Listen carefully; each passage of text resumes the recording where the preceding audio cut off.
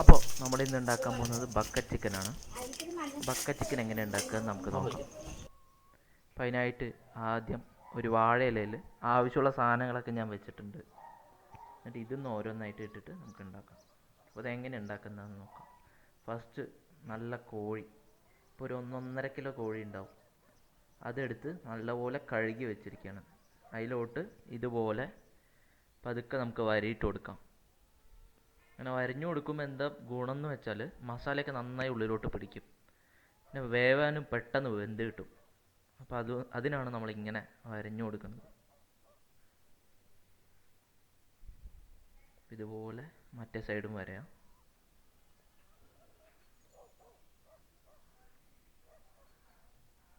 അല്ല, മൂർച്ചയുള്ള കത്തിയൊക്കെ കൊണ്ട് ചെയ്യണമെന്ന് വെച്ചാൽ കൈയൊക്കെ സൂക്ഷിക്കണം. കാരണം ചെറുതെ ഒന്ന് മിസ്സായാൽ കൈ മുറിയാനുള്ള ചാൻസ് ഉണ്ട്. നോക്കി ചെയ്യാം.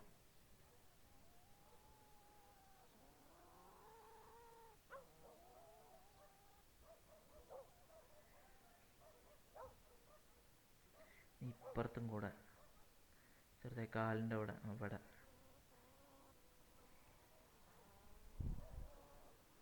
ഓക്കെ, ഇപ്പോൾ നമ്മുടെ അത്യാവശ്യം വരയിടൽ ഓക്കെ ആയിട്ടുണ്ട്. ഇനി നമുക്ക് മസാല എങ്ങനെ ഉണ്ടാക്കാമെന്ന് നമുക്ക് നോക്കാം. അതിനായിട്ട് ആദ്യം ഈ മുളക് പൊടി ഞാനിപ്പോൾ ഒരു 3 വലിയ സ്പൂൺ വീതം ഇട്ടിട്ടുണ്ടാവും. മുളക് പൊടി എടുത്തു. പിന്നെ അതിലോട്ട് നമുക്ക് ഗരം മസാലയാണ് ഞാൻ എടുത്തിരിക്കുന്നത്. ഈ ഗരം മസാല കുറച്ച് ആഡ് ചെയ്യാം. ഗരം മസാല ഏകദേശം ചെറിയ 2 സ്പൂണിൻ്റെ വലിപ്പം ഉണ്ടാവും. ഓക്കെ, ആഡ് ചെയ്തു. ഇനി അതിലോട്ട് ആവശ്യത്തിന് കുരുമുളക് പൊടി. നമ്മൾ മുളക് പൊടിയും ഇതൊക്കെ ചേർക്കുന്നുണ്ട്, അതുകൊണ്ട് തന്നെ കുരുമുളക് പൊടി നല്ല എരിവ് വേണമെന്നുള്ളവർ ചേർത്തിയാൽ മതി പാകത്തിന്. ഇത് മല്ലിപ്പൊടിയാണ്. മല്ലിപ്പൊടി ഒരുപാട് ചേർത്തേണ്ട ആവശ്യമില്ല, കാരണം ഒരുപാട് ചേർത്താൽ ചിലപ്പോൾ അടി പിടിക്കാൻ ചാൻസ് ഉണ്ട്. അടി പിടിക്കാൻ മീൻസ് കരിയാൻ ചാൻസ് ഉണ്ട്. അതുകൊണ്ട് തന്നെ പിന്നെ അതിലോട്ട് നമ്മൾ ഈ ഉണക്കമുളക് പൊടിച്ചത് ചതച്ചതാണ്. ശരിക്കും ഒരുപാട് പൊടിക്കല്ല ചെയ്തിരിക്കുന്നത്, ജസ്റ്റ് മിക്സിയിലിട്ട് ചതച്ചെടുത്തതും. പിന്നെ ആവശ്യത്തിന് മഞ്ഞൾപ്പൊടി കൂടി ചേർത്ത് നന്നായിട്ടൊന്ന് ഇളക്കാം.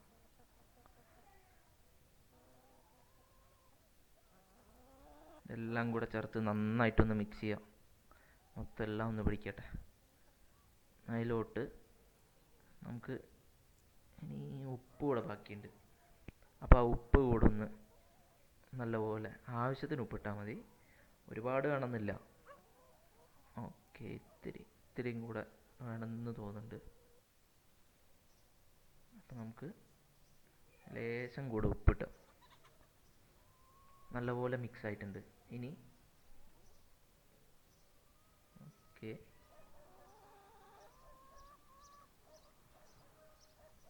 നമുക്കിനി ഇതുപോലെ ഇവിടെ ഒരു കുഴി ഒഴിച്ചിട്ട് അതിലോട്ട് നാരങ്ങ പിഴിയാം. ഞാനിപ്പോൾ ഒരു അര നാരങ്ങയാണ് എടുത്തിരിക്കുന്നത്. അപ്പോൾ അത് പിഴിഞ്ഞു കൊടുത്താൽ മതി. നിങ്ങൾക്ക് നല്ല പുളിപ്പൊക്കെ വേണമെന്നുണ്ടെങ്കിൽ കുറച്ചും കൂടെ പിഴിയാം. പിന്നെ അടുത്തത് ഇതിൻ്റെ സ്പെഷ്യൽ കൂട്ടാണ്. എന്താണെന്ന് വെച്ചാൽ ഞാൻ നല്ല പച്ച മാങ്ങ അടിച്ചെടുത്തതാണ്, മിക്സിയിലിട്ട് നന്നായി അടിച്ചെടുത്തതാണ്. ചെറുതായിട്ട് ചെറിയ ചെറിയ സ്ലൈസസ് ആയിട്ട് ആഡ് ചെയ്തിട്ടുണ്ട് അതിനുള്ളിൽ. അതിനാണെന്ന് വെച്ചാൽ ഒരു കഴിക്കുമ്പോൾ ഇങ്ങനെ കടിക്കാനുള്ളൊരു ഇതിനാണ്. നല്ല പച്ചമാങ്ങയുടെ ഒരു ഫ്ലേവർ കിട്ടും നമ്മൾ കഴിക്കുമ്പോൾ.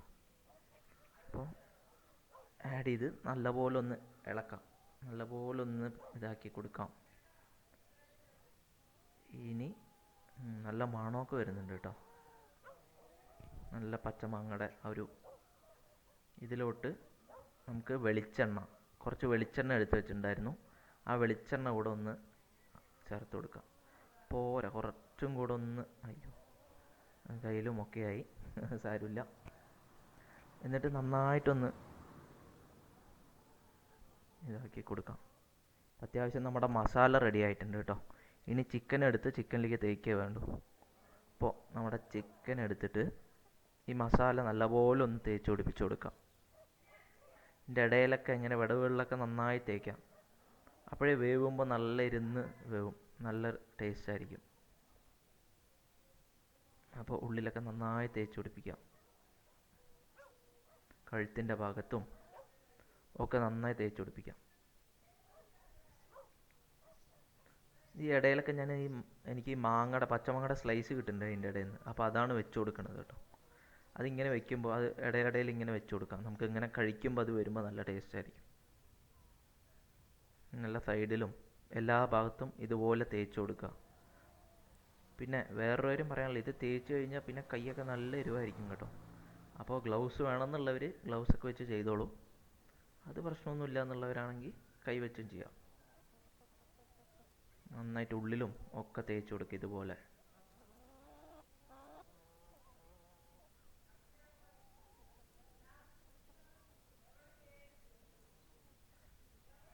ഇപ്പോൾ നമ്മുടെ മസാല അവിടെ തേച്ച് വൃത്തിയാക്കി വെച്ചിട്ടുണ്ട്.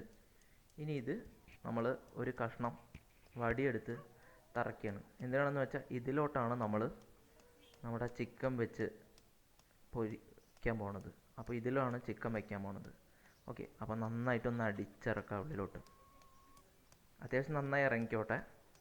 കാരണം ഇല്ലെങ്കിൽ ചിലപ്പോൾ സൈഡിലോട്ട് ചിക്കൻ്റെ വെയിറ്റോ മറ്റോ കൂടുകയാണെങ്കിൽ സൈഡിലോട്ട് ചെരിഞ്ഞ് ബക്കറ്റിൻ്റെ മുകളിലോട്ട് വീഴാനുള്ള ചാൻസ് ഉണ്ട്. അങ്ങനെയാണെങ്കിൽ കരിയാനും ചാൻസ് ഉണ്ട്. അതുകൊണ്ടാണ് നന്നായി അടിച്ചിറക്കാൻ പറഞ്ഞത്.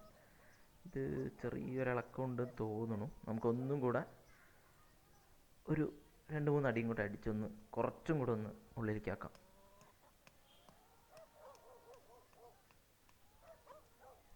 ഓക്കെ,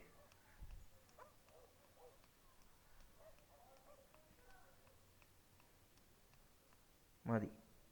ഇത് റെഡി ആയിട്ടുണ്ട്. ഇനി ഞാൻ ഇതൊരു വാഴയിലാണ് എടുത്തിരിക്കണം.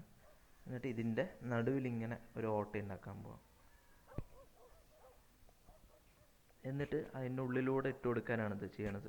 ഇല്ലെങ്കിൽ ചിലപ്പോൾ എന്തെങ്കിലും കാരണവശാൽ ആ ഇറച്ചിയോ മറ്റോ താഴോട്ട് ഇറങ്ങുകയാണെങ്കിൽ മണ്ണ് പറ്റാനുള്ള ചാൻസ് ഉണ്ട്. അതുകൊണ്ട് ഇതിനെ ഇങ്ങനെ ഇടയിലൂടെ ഇട്ടിട്ട് ഇങ്ങനെ വയ്ക്കാം. ഇനി ഒരു കഷ്ണം ഇതുപോലത്തെ ഇലയിൽ കൂടെ ഞാൻ എടുത്ത് ഇങ്ങനെ വെക്കുന്നുണ്ട്. കാരണം അത് കുറച്ച് കീറിയിട്ടുണ്ട്. അപ്പോൾ ഇത് ഇങ്ങനെ വെച്ചിട്ടുണ്ട്. ഇനി ഇതിൻ്റെ മുകളിൽ ഇറച്ചി വരുമ്പോൾ അത് താഴെ തട്ടാനുള്ള ചാൻസസ് കുറവായിരിക്കും. അപ്പോൾ നമ്മുടെ ഇറച്ചി റെഡി ആയിട്ടുണ്ട്. ഇറച്ചി ഏകദേശം ഞാനൊരു 10-15 മിനിറ്റ് തേച്ച് വെച്ചിട്ടുണ്ട്. എത്ര നേരം വെക്കണോ അത്രയും നല്ലതാണ്. എന്നിട്ട് ഈ വടി എടുത്തിട്ട് ഈ കോല് ഇതിനകത്തൂടെ 2 കാലും ചേർത്തിട്ട് ഇങ്ങനെ കുത്തിക്കയറ്റാം. ഓക്കെ, ഇതെന്തിനാണെന്ന് വെച്ചാൽ കാലകന്നു പോകാതിരിക്കാനാണ്. ചൂട് തട്ടിക്കഴിഞ്ഞാൽ ചിലപ്പോൾ കാലകന്നു പോകാനുള്ള ചാൻസ് ഉണ്ട്. അപ്പോൾ ഇങ്ങനെ വെച്ചിട്ട് ഇത് ഇതിനകത്തൂടെ ഒന്ന് കയറ്റാം. ഏകദേശം മുകളിൽ കുറച്ച് ടൈറ്റായി തട്ടി നിൽക്കുന്നുണ്ട്. അപ്പോൾ ഇനി താഴോട്ട് പോകില്ല എന്ന് വിചാരിക്കുന്നു.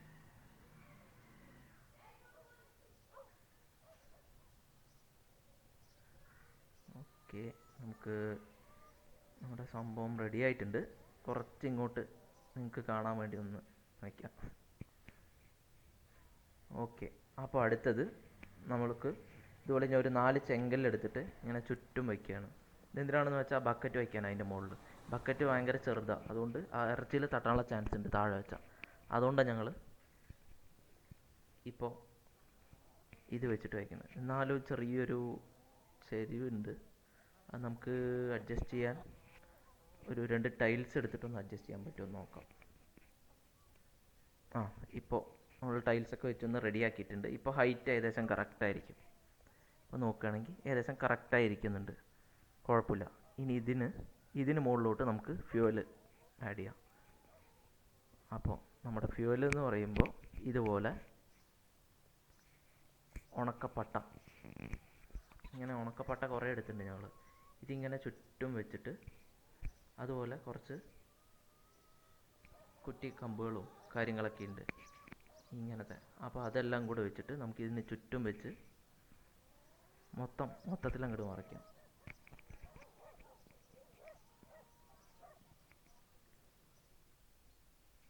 ഇപ്പോൾ ഏകദേശം ഇങ്ങനെ ആയിട്ടുണ്ട് സംഭവം. അപ്പോൾ അത്യാവശ്യം ഒരു ഫിനിഷിംഗ് ഒക്കെ ഉണ്ടല്ലോ കാണുമ്പോൾ. ഇനി ഇതിലോട്ട് നമുക്ക് തീ കൊളുത്തണം. അപ്പോൾ തീ കൊളുത്താൻ അത്യാവശ്യം ഞങ്ങളിപ്പോൾ ചെയ്യണത് കർപ്പൂരം വെച്ചിട്ടാണ് തീ കൊളുത്തുന്നത്. വേണമെങ്കിൽ മണ്ണെണ്ണയോ വല്ലതും ഉണ്ടെങ്കിൽ കുറച്ചിങ്ങനെ ഒഴിച്ചിട്ടാണെങ്കിലും കൊളുത്താം. ഞാൻ ഇപ്പോൾ ഒരു 5-6 സ്ഥലത്ത് ഇങ്ങനെ കർപ്പൂരം വെച്ചിട്ട് പതുക്കെ കൊളുത്താൻ പോകും. കാരണം നല്ല കാറ്റുകാലമാണ് ഇപ്പോൾ. അപ്പോൾ കത്തി കിട്ടാനും കുറച്ച് ഇതുണ്ട്. അപ്പോൾ ആ കർപ്പൂരത്തിലും അതിലൊന്ന് കൊളുത്തി കൊടുക്കാം, പെട്ടെന്ന് കത്തിക്കോളും. നമുക്ക് കർപ്പൂരം വെച്ച ഭാഗത്തും ഒക്കെ ഒന്ന് കൊളത്തി കൊടുക്കാം.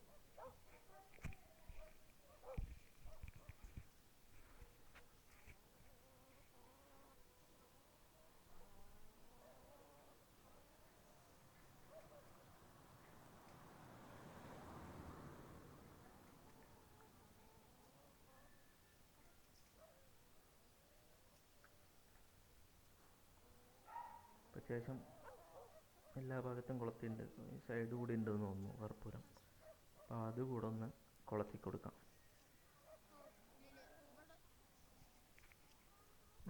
ഇത് ഇവിടെ കൂടെ ഒന്ന് കൊളത്തി കൊടുക്കാം.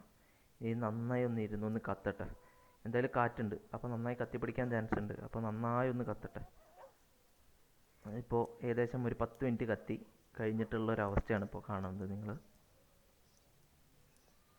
ഇതിപ്പോൾ ഒരു 2-3 മിനിറ്റ് കൂടെ ഞങ്ങൾ വെച്ചു. എന്തായാലും ഒരു 5 മിനിറ്റ് കൂടെ നിന്ന് കത്തും. അപ്പോൾ ഒരു 5 മിനിറ്റ് കൂടെ നിന്ന് അങ്ങോട്ട് കത്തട്ടെ. എന്നിട്ട് നമുക്കിത് ഒന്ന് നിന്ന് കഴിഞ്ഞാൽ നമുക്ക് പതുക്കെ ഒന്ന് എടുക്കാം. അപ്പോൾ ഇതാണ് ഇപ്പോൾ കത്തി തീർന്നിട്ടുള്ള ഒരവസ്ഥ. ഇപ്പോൾ അത്യാവശ്യമായിട്ടുണ്ട്.